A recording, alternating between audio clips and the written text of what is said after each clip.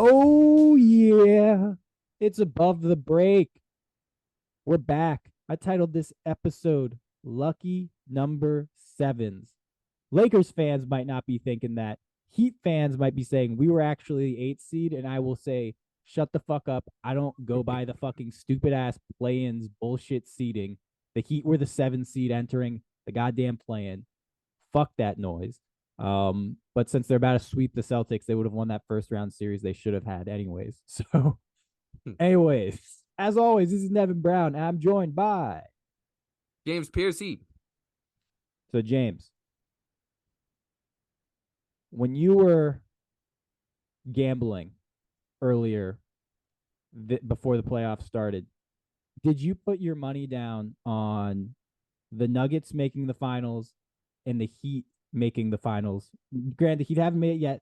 The Celtics, I'm still confident, not confident. I'm still of the belief that if there's one team to overcome a 3-0 deficit, it's these Celtics against these Heat.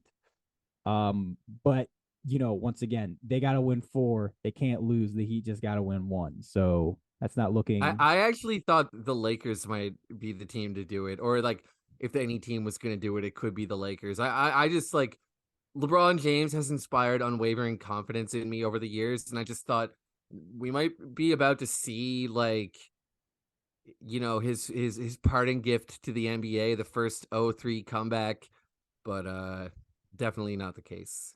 Look, I'm gonna say this: LeBron at 38 on what is like clearly a fucked up foot, slash ankle slash whatever. He held like people have been like LeBron didn't come up big in the fourth quarter. I'm like, here's the thing, assholes. He played the entire fucking game. He is Yeah, old. He is hurt, and he scored 30 plus points yeah, in the first half. Like they were had a 15-point lead going into halftime, and LeBron was the reason that existed because he was so yeah. good. I think it was like 21 points in the first quarter or something absurd. And He and was amazing. if I could add one more thing too, Yeah. from a bit more, little more of a macro view, kind of look at it. Like everybody heralded the Lakers trade deadline. Out goes Westbrook, in comes Conley, Vanderbilt, Mo Bamba. I guess I was it. Malik Beasley, Yeah, right? Conley went to the Timberwolves, but he Sorry, left. yeah, that's right. Yeah, yeah, Yeah, yeah. Should he was part D'Angelo of the Russell. trade. Yeah. D'Angelo Russell. Yeah, right. Obviously, I knew that. Yeah. Well, I think they should have got Conley, but so okay, they took their roster from being like completely non-functional, like bullshit, to functional, right? They still like we're still talking about LeBron and Anthony Davis with like who's the third best player, D'Angelo Russell or Jared Vanderbilt, or like could it be Rui Hachimura? Like I mean, it like that's turned out to that's be Austin Reeves, I think. it did turn out to be Austin Reeves. That's exactly, and so that kind of illustrates the point too. Like that's not all that inspiring, right? Like most of these guys are like misfits or like young players that didn't look like they had a very bright future. I really like Jared Vanderbilt, but that's about it. I mean, that's still a role player. Yeah. So it's like, do they like? I think we should be celebrating a 38-year-old LeBron James for leading the charge in a conference finals run. Yeah, I think to the way I know you think about things, that would be obvious, really. Yeah. So like the thing with the Lakers is that they made that trade and everyone's like, what a good trade deadline trade. And it's like the thing that's nuts is that and this is what's crazy about it. It really just feels like they got rid of Russell Westbrook and that made the team significantly better. Yeah, And the guys they added, like, they weren't bad per se, but like Vanderbilt in the conference finals, like you can't play him in a series like that because it just you need more offense against the Nuggets. Even if his defense is great, it's just like you need more offense because you don't have the 3-point shooting infrastructure if you have LeBron and AD out there to have another kind of non-shooter yeah, and allow the Nuggets to like hack the paint where those guys are most effective because that hurts your offense and you can't have your offense go too south because the Nuggets like just even if with a great defense, the Nuggets are going to get enough points that you need to score. D'Lo like he was unplayable in this series. yeah, But like D'Lo's a weird player like that. There are stretches where you're like this dude's an all-star. And then there are stretches where you're like this dude is unplayable. And yeah.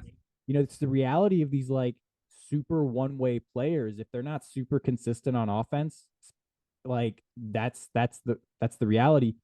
And Malik Beasley, did he play? Like, did he even play in this series? And like, realistically, like you would have wanted his 3-point shooting at some point to see if he could catch fire. I mean, it's crazy to say this, but like in terms of the playoffs, right? Like, and I think people overrate like the playoffs in terms of this stuff because we're talking about it's all small sample. And especially with role players, I find that most frustrating. It's like Rui Hachimura was really good for him and probably the most impactful guy they picked up mid-season. But we're basically talking about like he had like 5 or 6 really good games over like, you know, a 12 plus game stretch, right? 14 game stretch. So it's like, okay, like this is why being a role player is great. When you suck, no one says anything. And when you're great, they're like, you won that team that game. Yeah, exactly. You forget about the other half of the games where like he faded into obscurity. They just kind of got spare parts. Like those parts where it made more sense than trying to pair Westbrook with LeBron, but it was still a poo-poo platter at the end of the day, you know?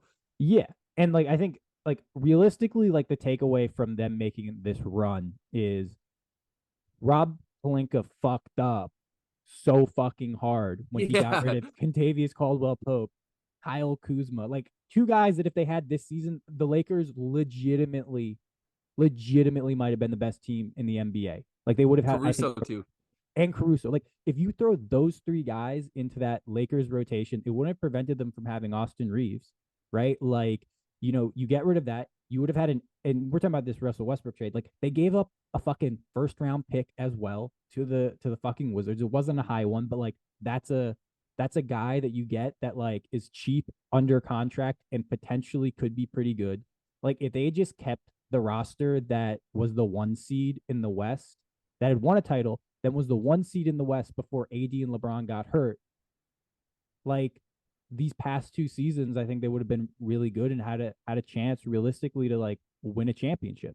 And he then had to right his wrongs. He's doing the Donald the my theory, the Donald Trump theory, where you create a problem that only you could have created, that only you Yeah, can yeah. solve, and that's the Rob. That's That's your what Rob pet Pelinka theory. did. It's so applicable in so many and situations. and that's what Palinka did. And like people like, oh, he made this great move. I'm like, dude, he got rid of Russell Westbrook, got guys that made more sense, and suddenly the Lakers, who became ended up going from like 13th to the 7th seed, even though like the amount of games they had to like improve from that wasn't massive because the West from 13 to like 5 was so fucking tightly compacted that there's all that. But let's use this to segue into the major topic I want to talk about. The Lakers were the 7th seed. The Heat were the 7th seed, and then they lost to the Hawks, and then they won against the Bulls, so they became the 8th seed. But I consider them, they both finished as the 7th seed through the regular season. They both made the conference finals. I think a lot of people would go, this is a good thing. But I actually want to ask, like, are 2 7 seeds making the conference finals actually a good thing for the NBA?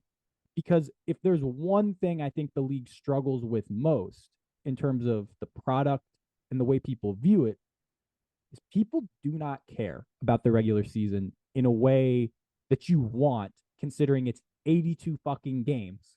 Um, and a playoff run, if you win it all, is like 24 to, you know, 26 to like 20 games, depending on how well you play for the most part. Right. So is this actually good? Like, it's obviously fun in a certain way, but do you think this is a good thing for the league? Because it feels like to me, if I'm looking at it, who cares how, as long as my team makes the playoffs, who cares? And oh, we can just remake the team at the trade deadline. And then the last 30 games, if we do fine, we can make a run, right? Like, is that good?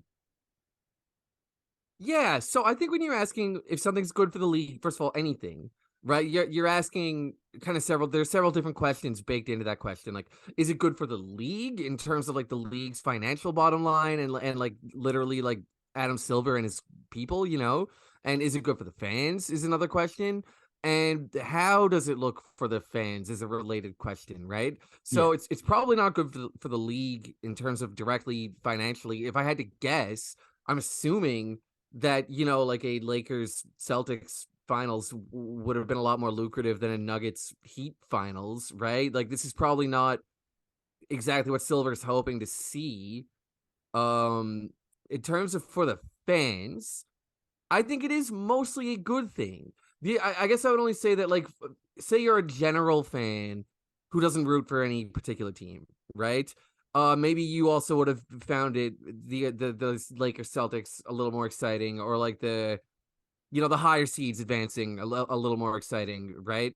But for fans of for fans of specific teams, it definitely engenders a little more hope. Like you feel like you have a chance. And I'm ranting a little bit here now, but I think that this is like the double-edged sword with parity, right? We always say that we want parity, and then when parity comes, it's not all that great. I always remember my friend Dave saying about the NHL, right? He was talking about the NHL, and I was saying how I wished the NBA had the same type of parity. And he was like, well, the trouble with the parity in the NHL is that it kind of lowers the stakes. Like there's no dynasty to topple. Like just any team feels like they could win on any given year, and there's a little less drama. He's like, so it's not always better than the NBA's situation. Well, now the NBA sort of has that parity, and I do see what he was saying, but I still think it's really fun that Heat fans and Nuggets fans get to see their guys in the finals this year when nobody saw that coming, especially for the Heat, If you didn't see the Nuggets potentially making a run to the finals, The like, Heat. Yeah. yeah, it's really the Heat. Well, so for me, I'm not thinking so much about the Nuggets making it to the finals. I'm thinking more about the Lakers getting to a situation where they had a chance to get there. And we're talking about, like, the Nuggets won some close games, right? Like people be like, oh, LeBron got swept. I'm like, go look at the scores of those games, right? Like most of them were pretty fucking close, right? Like there's a world where the Nuggets don't execute as well down the stretch, and like, this series is 2-2 or something, right? Like that's a real possibility. So, the Lakers, I think, were closer to the finals than, getting swept would indicate. I agree that, like, it's kind of fun. And I think in like a single year situation, having, you know, these crazy runs from these lesser teams, I think it's fun for the fans. It's a fun story to tell. But like, I think your friend, is it Dave? I think Dave your friend Rogers. Dave Rogers. I think Dave is onto something, because I actually agree. I actually think parody is really not a good product, right? Like just like take a step back. If I go 80s basketball, what teams do you think of? Lakers Celtics. Lakers, And Celtics. then the Pistons when I think for more than a second. Yes, right? You think of the three teams that basically won titles in the 80s. Three basically dynasties. And like the Pistons they won back to back. They didn't get to the dynasty status because they didn't get a third. But we're talking about a team that, like, if the Celtics hadn't also been like a dynasty, maybe they'd gotten to more finals. Maybe we would have won three. If they hadn't run up against the Lakers, who were a dynasty, maybe they would have won three, right? So when we think about the 80s basketball, we think of dynasties.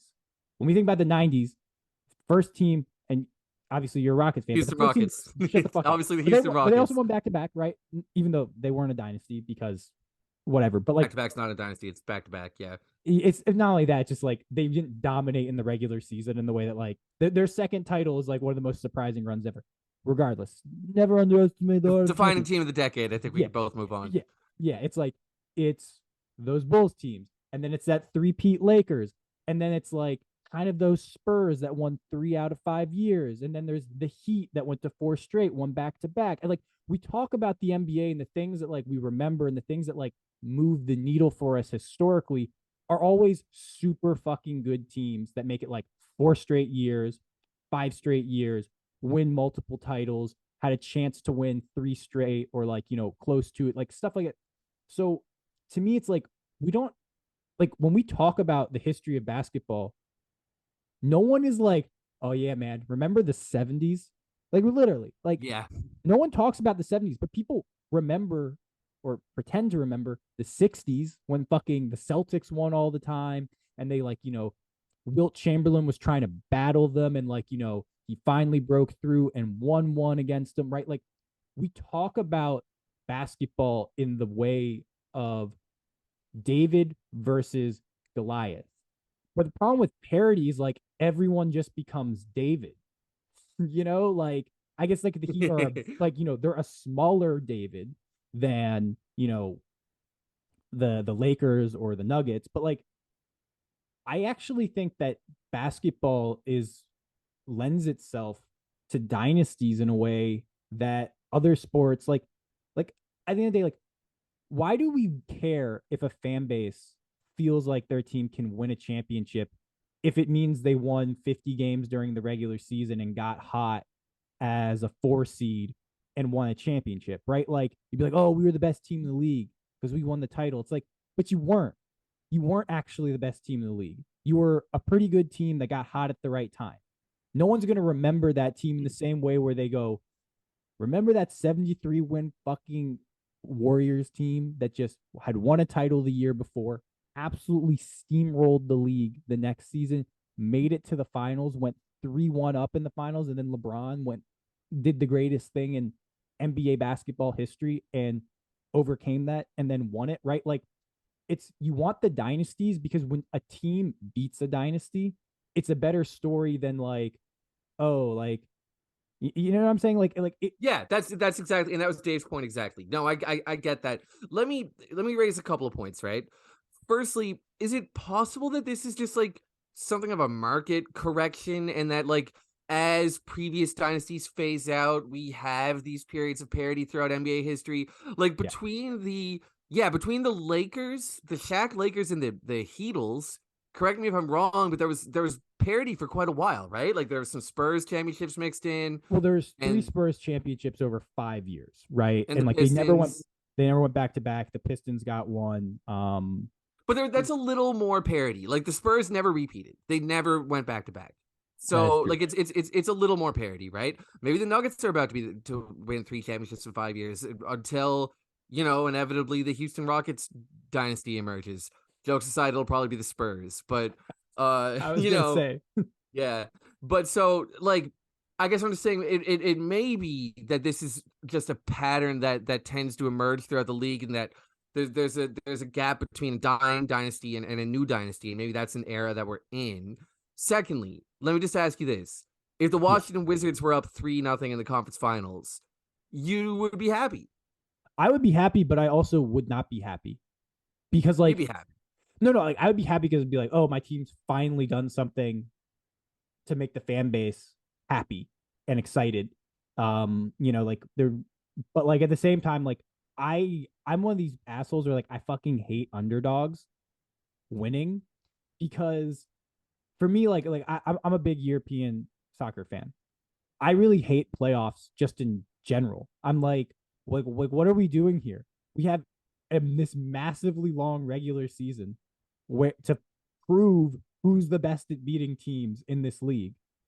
And then we're like, guess what? Like that's kind of important. You get home court, you get one extra home game in a series. Like that's your reward. If you have the most wins, you get one extra home game whenever you play a team. That's vital, but like that's your reward for it. And then you have to like slug it out through 1, 2, 3, 4 rounds. And if like you have one bad injury, one bad series, fuck, sometimes it could be one bad game, realistically, and suddenly that amazing season you had, oh, you're a failure. It didn't go right. Like that's why I really it bugs me because I'm just like I like basketball. I think regular season basketball is very entertaining. And I just hate how, you go these teams battle for months, like a real fucking marathon, and then they're like, okay, you just won this marathon. It's like, all right, you get a 2 second head start in this 5K to actually to act, or this like yeah, this 5K to actually determine who won the marathon, right? It's like, oh, cool, great. And so it's like during the regular season, like once you're locked into your seat or whatever, there's no incentive to like win those extra games, right? Like it's just I don't know. Yeah, but I we're not relitigating the existence of the playoffs either, though, right? We're going to have the playoffs. I know we are, which is why, and like this thing's like, I know we are. Which is why I want the teams that did the best during the regular season to usually have the most success, because they're, to me, the teams that deserve to be remembered the most in the most positive light from the season. And it's like what are people doing with the Bucks? The Bucks won the most games in the league, and they're like, the Bucks were a massive failure. Giannis is out here saying like, you can't tell me I'm a failure, blah blah blah, and people are like kind of clowning him. And it's like, okay, like Sixers had a great season. Oh, like Embiid, Doc Rivers, fucking James Harden, they're all fucking chokers. I'm like, they fucking like won the second most games in the entire NBA. The Celtics, oh, Joe Mazzulla is a horrible head coach. Ime Yeah, Udoka's way better. They only won more fucking games this year than they did with Udoka. And Joe Mazzulla had no idea he was going to be the head coach entering the goddamn, like, the off season. And he only got it because Udoka did some bullshit and like threw the organization into a bunch of chaos. Like, I'm just like, why are we talking about these people like they're chopped liver when they've been good. Like they've done all right, but really let me impressive say things. a few things to that, right? Firstly, like, I'm sorry, but the Bucks did have a pretty friggin' bad season at the end of the day. Like, yeah, they won the most regular season games, but the thing, I think part of it is the presupposition, I guess, that playoff basketball is like a different beast, right? Yeah. So it's a different competition in general, and the Bucks failed the competition that matters more. So, like, yeah, to me, it's a bit of a failed season. Um, Also, in regards to your points about like the discourse, right? Yeah. Very true. I strongly agree. But the unfortunate reality is just that like most people are morons, and this is how morons talk about basketball, right? Like people are so swept up in the theater of like Listeners, if this how you think, don't take think James's again. word. Think again. But it's so theatrical. So LeBron's legacy, and I like know, man. chokers. James Harden is a playoff choker. Like, Well, yeah, there's a little bit of evidence to yo, that but I one, mean, well, okay, but but dude did score like 46 and 42 points in oh, two games. anyone that's killing James Harden needs to have their brain fucking examined. He's not the MVP on the team. He wasn't an all-star, even though we disagree with Yeah. that. He wasn't all NBA, which we disagree with. But here's the thing: he's the second best player on that team, and he straight up won you two games. And Two Joel games. Embiid won you 0 games. So Joel Embiid, the MVP, the nobody likes me, the fucking I'm gonna whine and bitch and moan for 3 straight years so I get a pity MVP just so James Harden can win 2 games in a series and I can win zero. Like James Harden ain't the problem. He did his job. Like, what are we doing here? No one holds the second best player on teams to the status of you actually have to win the series on your own. It's like, was Embiid out there? Then he doesn't have to do that. He also did. He won them game one on his own. What are we fucking doing here? He did the and thing listen, that he wasn't supposed to be able to do. He won a game on his own. yeah, get this too, man. Consider this. I feel like all the focus around Philly has been on Harden, right?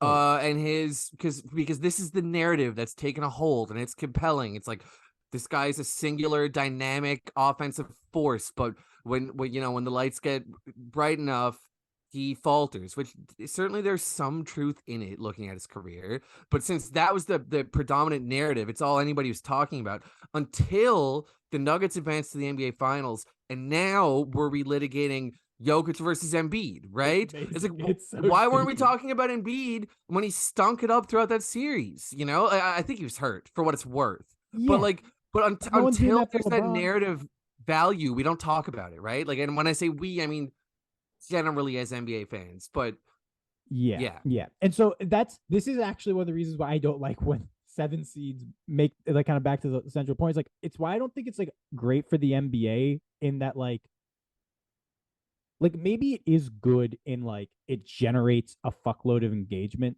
and like that's what matters. But I do think there is this like long-term sustainability that I kind of think about with these leagues, and it's like we just have this problem where like all of the problems that people complain most about the NBA are caused by the way people talk about the NBA.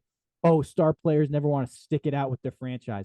Well, because guess what? When like something wrong happens in the playoffs after a good season, what do you fucking do? You just shit on them. Like, why do you guys Yeah. want to go on super teams? Oh, I don't know. Because if you don't win it all, suddenly you suck ass, right? Like, that is not good for the league in people's eyes that these superstar players, these great players, constantly want to leave.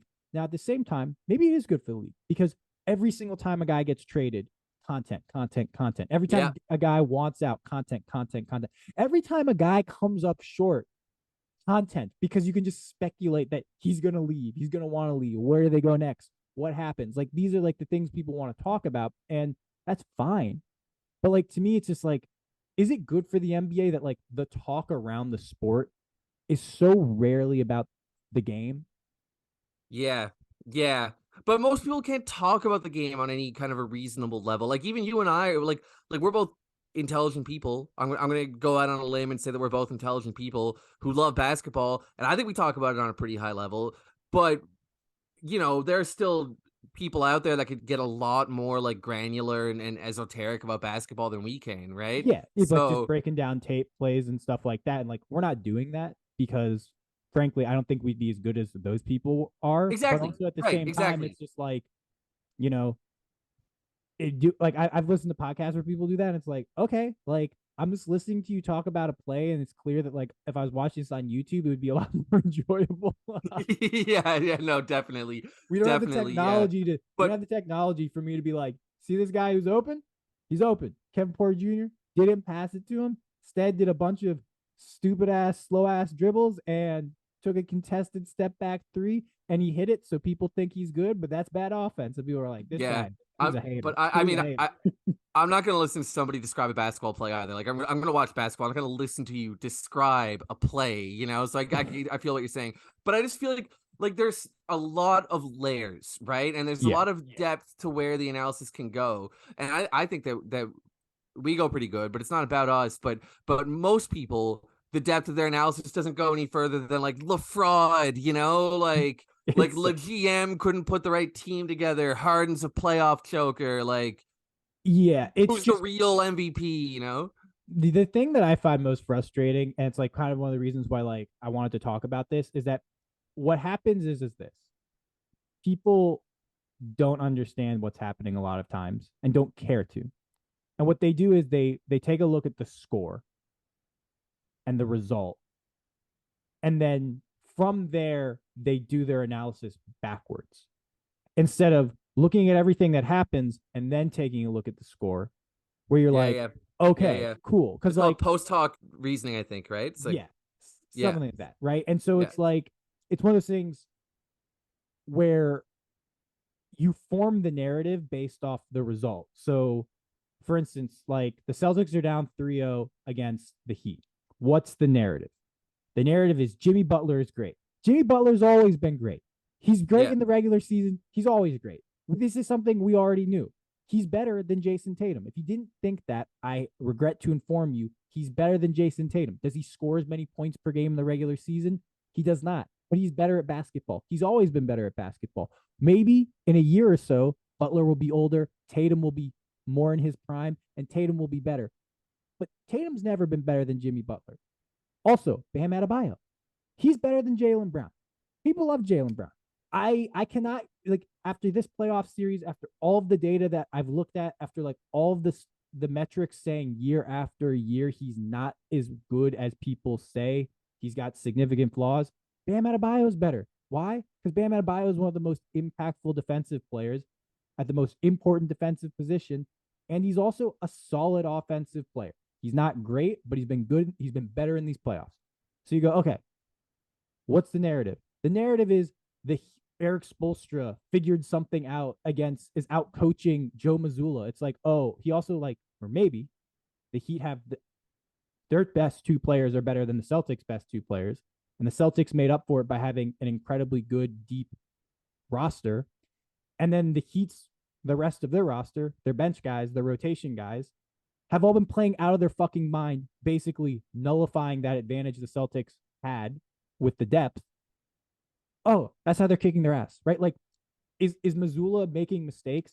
Maybe, but Is he making so many mistakes that his team should be down 3-0 after being better all year? Is Mazzulla the reason why the fucking Heat are shooting over 40% from 3-point range? I don't think so.